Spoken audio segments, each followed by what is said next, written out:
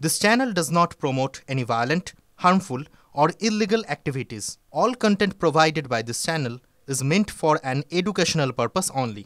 শুরুতেই বৃষ্টির কথা বলতে হচ্ছে, কারণ রাজ্যবাসী মানে বাঙালিরা জানতে চাইছে দুর্গাপূজায় কি বৃষ্টি হবে।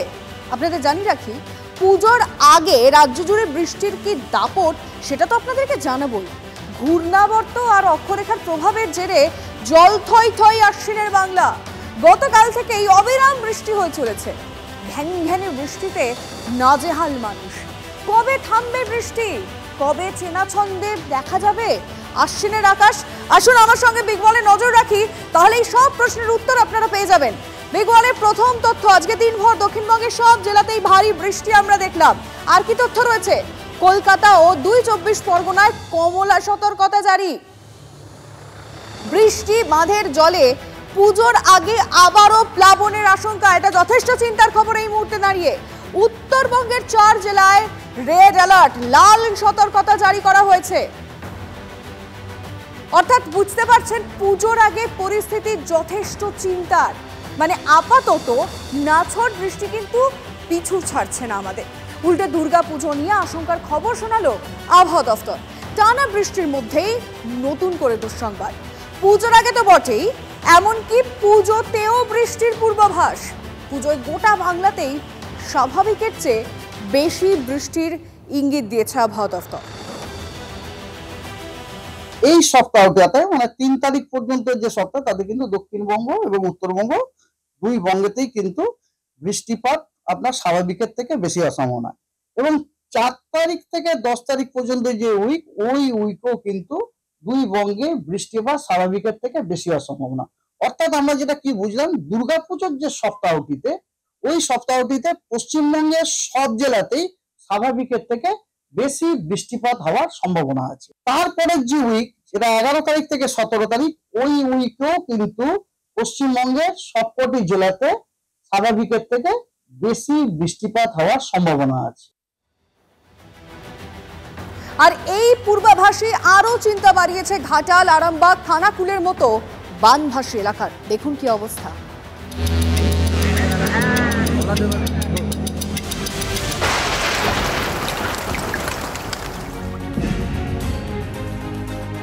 ভারী বৃষ্টিতে উদ্বেগ বাংলায়, ফের দুর্যোগ, চরম দুশ্চিন্তায় বানভাসী পশ্চিম মেদিনীপুরের ঘাটালের মানুষজন। এখনো জলমগ্ন ঘাটাল পুরো এলাকা, একাধিক গ্রাম পঞ্চায়েত এলাকা, অনেক জায়গায় ডিঙি নৌকায় যাতায়াতের একমাত্র ভরসা। বানভাসী ঘাটালের মানুষজনের দাবি, কয়েকদিন ধরে জল কমলেও বুধবার থেকে থমকে রয়েছে, জল কমছে না। এদিকে নতুন করে বৃষ্টি শুরু হয়, পুজোর আগে ফের বানভাসী হওয়ার আশঙ্কা। জলবন্দী এলাকায় পানীয় জলের সমস্যা দেখা দিয়েছে। বৃষ্টি হচ্ছে, যেতে পারিনি, অসুবিধা হচ্ছে, বাজার যেতে পারছি নি। ঘাটাল ভিজেছে, এক কোমরের জল আমাদের ওই দিকটা, গর্ভতলার এখনো জল মরেনি। বৃষ্টির জন্য হচ্ছে যে আরো মনে হচ্ছে থমকে গেছে। জল না কমার জন্য সমস্যা হচ্ছে, যাতায়াতের সমস্যা, পানীয় জলের সমস্যা। জল পুরোপুরি নামার আগেই ফের বৃষ্টিতে জলমগ্ন বিঘার পর বিঘা চাষের জমি।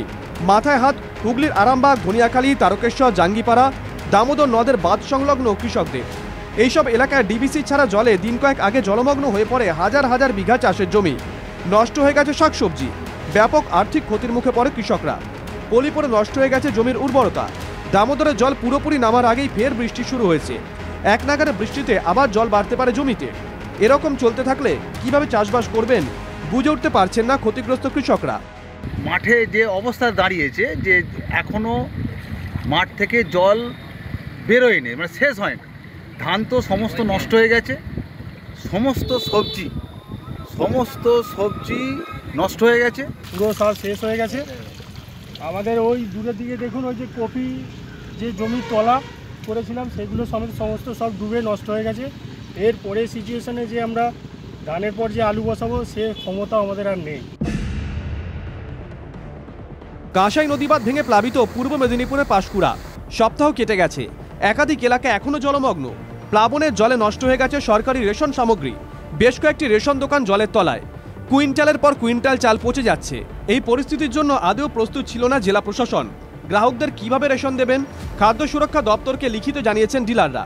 এখন যা পরিস্থিতি, এখন তো গণবন্টন করা অসম্ভব ব্যাপার। যতক্ষণ আমাদের সরকার সাহায্য না করে, কোনোভাবে সহযোগিতা না করে, তা আমরা কোনোভাবে গণবন্টন করতে পারবো। লাগাতার বৃষ্টির জেরে গঙ্গা জলস্তর বেড়েছে, বিপদসীমার ওপর দিয়ে বইছে জল। কোনো রকম ঝুঁকি না নিয়ে ধুলিয়ান পারলালপুর নৌকা চলাচল বন্ধ করে দিল প্রশাসন, যার জেরে সমস্যায় পড়েছেন হাজার হাজার মানুষ। দুর্যোগ অব্যাহত দক্ষিণ 24 পরগনা জেলা জুড়ে। সুন্দরবন উপকূলে অবিরাম বৃষ্টি, সঙ্গে ঝোড়ো হাওয়া। নাগারে বৃষ্টিতে কাকদ্বীপ, সাগর, নামখানা সহ একাধিক নিচু এলাকা জলে ভাসছে। প্রাকৃতিক বিপর্যয়ে বিপর্যস্ত জনজীবন। মৎস্যজীবীদের গভীর সমুদ্রে যাওয়ার ক্ষেত্রে বিশেষ সতর্কতা জারি করা হয়েছে। Bureau report, TV9 Bangla. পুজোর ছুটিতে বাঙালির প্রিয় ডেস্টিনেশন পাহাড়, আর পাহাড় মানে তো বাঙালির প্রথমেই মনে পড়ে যেই নামটা, সেটা হলো দার্জিলিং।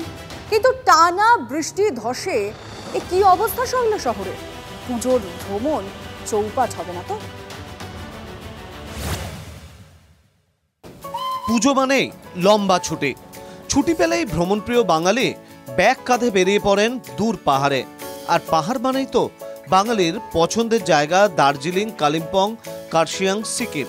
ঘূর্ণাবর্তের জেরে বিপর্যস্ত পাহাড় সহ উত্তরবঙ্গ, জল থই থই শৈল শহর। টানা বৃষ্টিতে দার্জিলিংয়ের একাধিক জায়গায় ধস নেমেছে। ভূমিধসে বিধ্বস্ত লেবংয়ের কার্ট রোড। লেবং সিংমারি থেকে চক বাজারের রাস্তা ইতিমধ্যেই বন্ধ। বারবার ধসের কারণে ব্যাপক ক্ষতিগ্রস্ত হয়েছে বাংলা থেকে সিকিম যাওয়ার অন্যতম লাইফলাইন 10 নম্বর জাতীয় সড়ক। সিকিমের সঙ্গে এখন যোগাযোগ কার্যত বিচ্ছিন্ন। 19 মাইলের সেতিঝোড়ায় ধস নেমেছে। গত অক্টোবরের হরপা বানে ব্যাপক ক্ষতিগ্রস্ত হয়েছিল এই রাস্তা।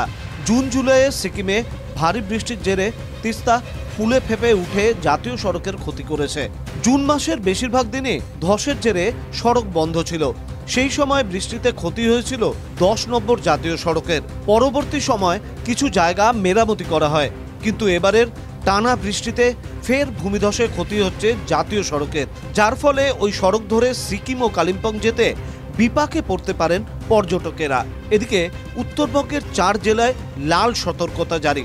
ভারী থেকে অতি ভারী বৃষ্টির সতর্কতা রয়েছে।